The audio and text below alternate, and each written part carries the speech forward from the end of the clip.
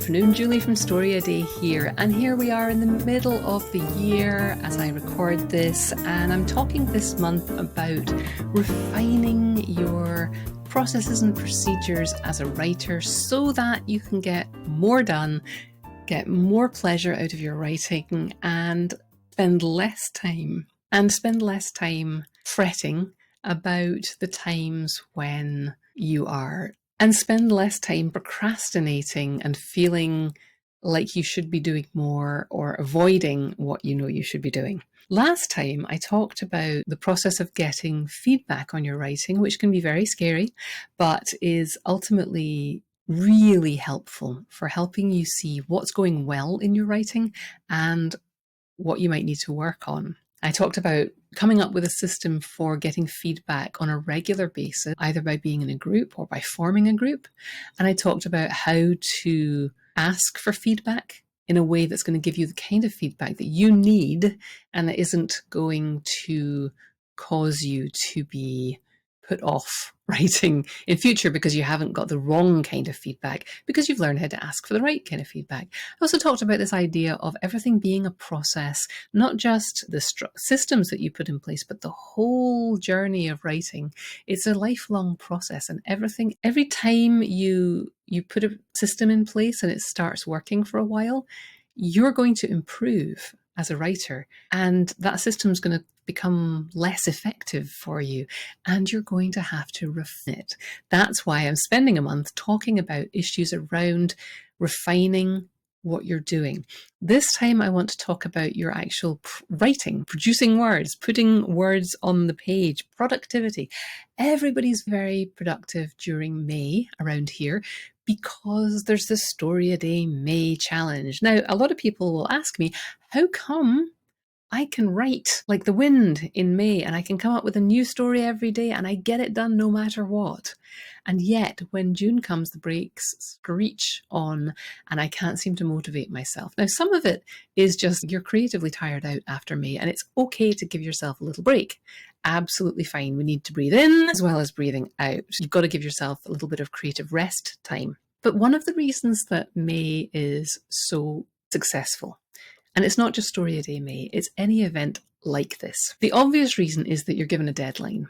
And we love deadlines because deadlines narrow the choices that you have. If you have 12 weeks to do something, then you can think about all the optimal ways to do it. You can think about the best way to get that done, and you can think about really doing something perfectly.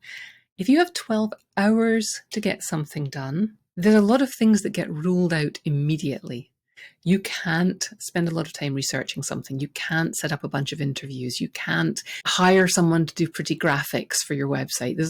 Whatever the thing is, the less time you have to do it, the fewer choices you have. And that helps us focus. If you have 12 minutes to do something, that narrows things even further. So I give you 24 hours to write a story every day in May, and it narrows your focus. You can't sit around for 6 hours thinking, what will I write about? Oh, what if it was somebody who had these powers? And if they had these powers, what would the cost be? And and if that was the case, what would the economy of that world be? And you can't do a lot of world building, and you can't do a lot of like big complex plots. You've got 24 hours to write a story, and it narrows everything down and takes away a lot of your choices.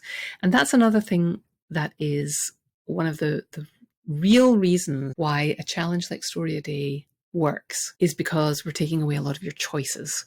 It happens with NaNoWriMo as well, because if you've decided to write a novel in a month, you pick a topic and a genre and a couple of characters and you go, and you don't really get to second guess that if you want to get to the end of the month with 50,000 words and a mostly completed story.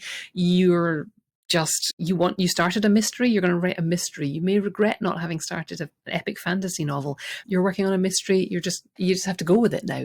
So all those choices that you could make before you sit down to write, when you've just got your pen and your idea and all of that, those ideas can live up here forever.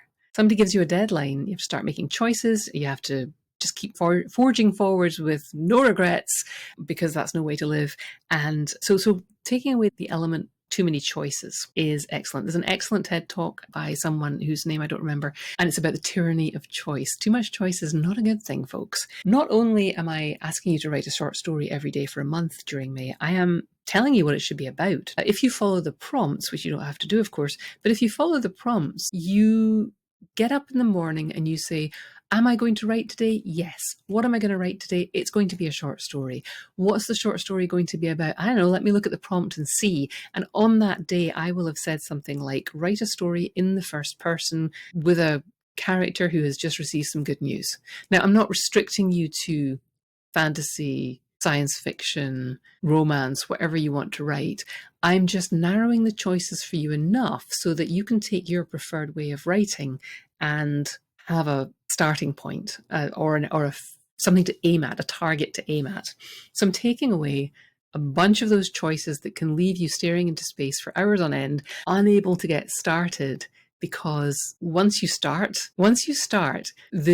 as soon as you write something, you have eliminated a bunch of possibilities. You put something on paper, even something as simple as your character's name, then every other single character name possibility in the infinite multiverses is ruled out. So if you're ever wondering why it's hard to get started, it's because every choice closes every other door to you.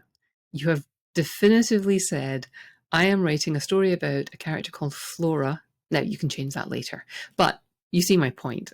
If once you make a choice, every other door is closed. And that's what writing is. It's a bunch of choices. So it's hard work. If I help limit those choices and get you started with prompts, then you can get started. And you also know that you've got to get to the end of a story in 24 hours. That's one of the reasons that StoryADay May works. How do you take that into the rest of your writing life? I know you're waiting for me to give you a pithy answer, but I can't, because this is your process. I encourage you to take some time to look at what you did during StoryADay May or the last time your writing was going well, and think about it in terms of what were the parameters of the project? What was making it easier for me to show up and do the work every day? You quite often hear writers say, I will not finish at the end my day's writing at the end of a scene. I'll always start the next scene, maybe leave it in the middle of a sentence.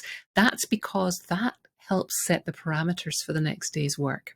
What parameters make writing easy for you when it's going well? And then what limits can you put around your choices for what scale of time? One of the things that made it easy to write during May was that you knew you were only doing this for a month. It was 31 days, which is quite a long time, but it was finite. So as you're coming up with a way to apply the lesson from StoryADay May or any other project that's gone well and refine your writing practice so that you are more productive, you want to think about that too. What made it easy? What limits were there around what you did? Did it matter that it was a limited period? Could you set a limited period for yourself to try this new process on your own? Could you say, I'm going to write a scene from my novel 4 days a week for 2 weeks, see how that went? One of the other reasons that something like StoryADay works is because it's an event. You're part of something. It goes back to that idea of it being finite as well. It was only 31 days. So you're like, surely I can do anything for 31 days. Don't call me Shirley. But not more than that, you were part of something that other people were part of. And introverted or not, as many writers are, not all, but introverted or shy or needing lots of quiet time or not, we as human beings are sociable creatures. We love to feel part of something, even or perhaps especially if it's an exclusive something. And StoryADay is pretty exclusive because it is really hard and not that many people are willing to put in the effort to do it. So it's a pretty elite group that goes through it. And we, as humans, like being part of an elite group. It's not arrogant or egotistical. It's just, hey, I care about this thing, and here are some other people who care about it at the same level I do. I want to be doing a thing with them. And having that celebration every day, having people around who are also striving and struggling and doing the thing with you, that is one of the reasons that StoryADay and challenges like it work as well. So as you refine your writing process, is there a way that you can find to involve other people in your writing process. It can be something like joining a group like StoryADay Superstars, where we show up for writing sprints every day, we show up for hangouts once a month, we show up for workshops once a month.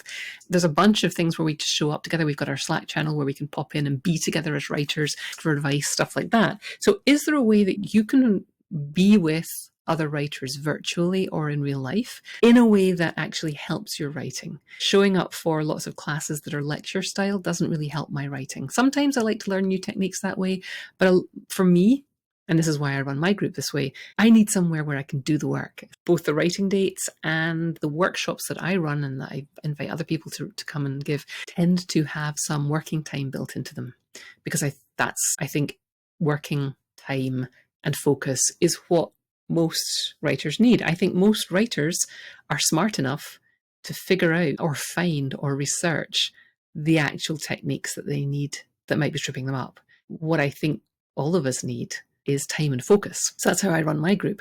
Can you create that for yourself somewhere? If you do being part of something and sharing your writing, you don't actually have to share your writing, but you can enlist friends in your life to check in on you. And this can be mutual. I've heard about people who got together. One was trying to finish a draft of something, and the other one was trying to get her taxes done. And so they got together and they worked together. And one worked on her taxes, the other one worked on her novel. There are other people who just tell people, I am planning to write X amount. And if it's realistic, if you've given yourself something that isn't going to overwhelm you, then having people check in on you is actually motivating. If you said, I'm going to finish my novel by the end of the month, and there's no way you can do that because you've got graduations and 2 weddings to go to, and you're only 20,000 words into the thing, and you ask your friends to check in on you, you're going to start resenting them when they say, how's the novel coming along? But if you say, I'm going to sit down and write every weekday for a few minutes, and they check in on you and go, how's it going? And you're like, I did it 4 days out of 5 this week. I'm pretty good. I feel pretty good about that. They're going to be like, yes. So finding a way to build some community into your writing practice, even if it doesn't mean being with people, because we do need time in a quiet environment to let our thoughts roam, or maybe a noisy environment, whatever stimulates your brain. You do need some time where you can just be staring at the page or the screen. But involving people in that, in your process of that, can be really helpful. So those are some things that I think those are some processes and systems that StoryADay put in place for people that make them more productive in May than they might be other times of the year. And I always invite people at the end of a project like that to take a little time to look at what worked and look at how you can refine your writing process so that it's not just, I want to write. What do I want to write about? I'm not sure. Maybe I'll write tomorrow, which is the default process for a lot of us. But if you have a system in place that narrows down your choices so that when you have that trigger thought of, I want to write something, you know what the next step is. During StoryADay May, it was open up my email, look at the prompt. If you don't have something like that right now, I will invite you to pick up a copy of the StoryADay Challenge Handbook, in which you will find the 31 prompts from StoryADay May this year. And I'm really proud of these ones. They build on each other, but you can also, and I really recommend this, just randomly pick one. The whole thing is in a nice little package, and you can randomly pick a prompt. There's a warm-up exercise and a brainstorming exercise for each one, so that on any given day, when you have that moment where you're like, I really want to write something, I'm not sure what to work on, and you don't have a project that's actively pulling at you, you're not in the middle of a novel, or you need a break from your novel, or you just don't even know what to write, you just open up the StoryADay Challenge Handbook, you pick a prompt, and you work on it. And then whatever writing time you have that day, you've been writing something which could turn into a product. When you're using the handbook that way, you can write however you like. You can decide that, hey, this story is working out. I'm gonna keep working on that tomorrow. And then the next day, when you have that urge to write, you'll be like, oh, I'm gonna work on the thing I was working on yesterday. Going from that trigger of the emotion of, I want to write, I want to write. It's so disappointing to have the moment where you're like, but I don't know what to write about. And then you have all the possibilities in the world, which becomes overwhelming. And you're like, well, which one's most important to me?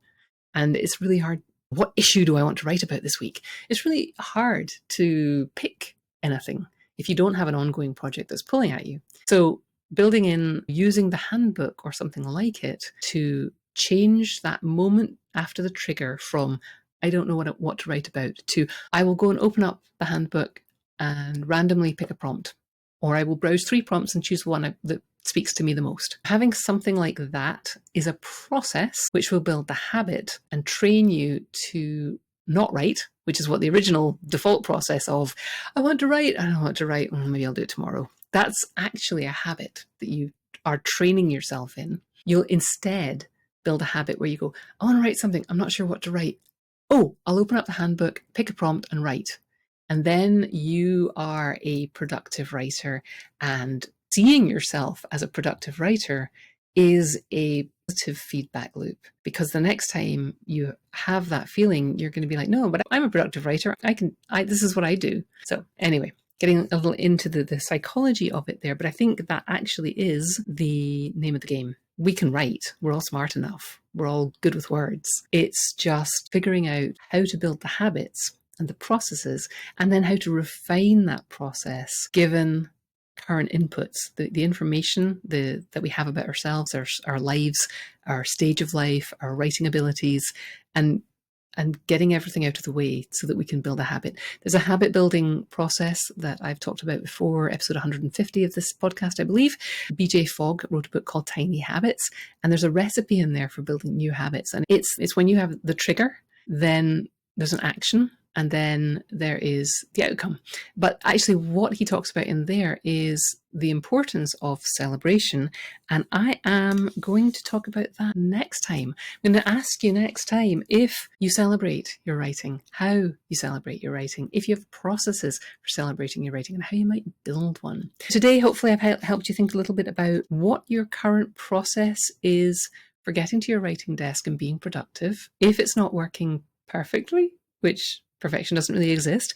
If it's not working well, looking at what were the elements of your practice in a moment when your writing was going well, and what of those things can you bring forward into your current practice, given the circumstances you're living in right now, the season of the year, your season of your life, what made it work before, and how can you build some of those things into your writing practice and refine it so that it works for you now, makes you more productive, you've got a little less avoidance strategies.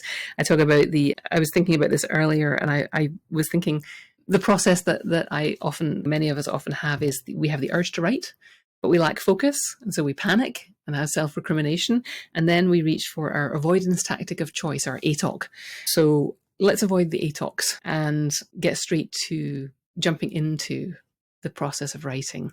We don't need to get up and go to the fridge. We don't need to read that book or make that appointment or suddenly finish the knitting that we started 3 years ago. We can program ourselves to respond better if we have a process that actually helps us get to the writing on a regular basis over and over again. And if you do, what's coming up in the next episode? Oh, cliffhanger. All right, I'll see you next time. Keep writing. Thanks for listening. Why not come over to the blog at StoryADay.org and check out this week's writing prompts and articles. And in the meantime, have a great creative week, and of course, keep writing.